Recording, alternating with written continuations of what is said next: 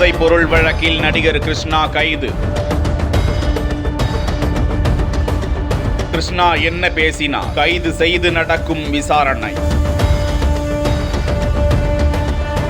Cocaine போதைப் பொருள் பயன்படுத்தியதாக நடிகர் ஸ்ரீகாந்தை நுங்கம்பாக்கம் காவல்துறையினர் கைது செய்திருந்த நிலையில் அவரிடம் நடத்தப்பட்ட விசாரணையில் பிரசாத் என்பவர் பிரதீப் குமார் என்பவரது மூலமாக ஸ்ரீகாந்த் போதைப் பொருளை வாங்கியது பல்வேறு நுணுக்கமான விசாரணையில் போலீசாரால் கண்டுபிடிக்கப்பட்டது. தான் செய்தது தவறு என்று ஸ்ரீகாந்தும் ஒப்புக்கொண்டிருந்தார். நடுவர் நீதிமன்றத்தில் ஆஜர்படுத்திய போது தனக்கு குழந்தை இருப்பதாகவும் பெயில் கொடுங்கள் என்றும் ஸ்ரீகாந்த் கோரிக்கை விடுத்திருந்தார். இதற்கிடையே போலீஸ் விசாரணையில் இந்த கும்பலுக்கும் நடிகர் கிருஷ்ணாவுக்கும் தொடர்பு இருப்பதாக சந்தேகம் எழுந்ததை தொடர்ந்து கிருஷ்ணாவுக்கு போலீசார் சம்மன் அனுப்பிய நிலையில் அவரது கைபேசியும் அணைத்து வைக்கப்பட்டிருந்தது. இதனைத் தொடர்ந்து தனிப்படையினர் கிருஷ்ணாவை தீவிரமாக தேடி கேரள மாநிலத்திற்கு சென்ற நிலையில் 1000 விளக்கு காவல் நிலையத்தில் வைத்து கிருஷ்ணாவிடம் இரவு முழுக்க விசாரணை நடந்ததாக கூறப்படுகிறது.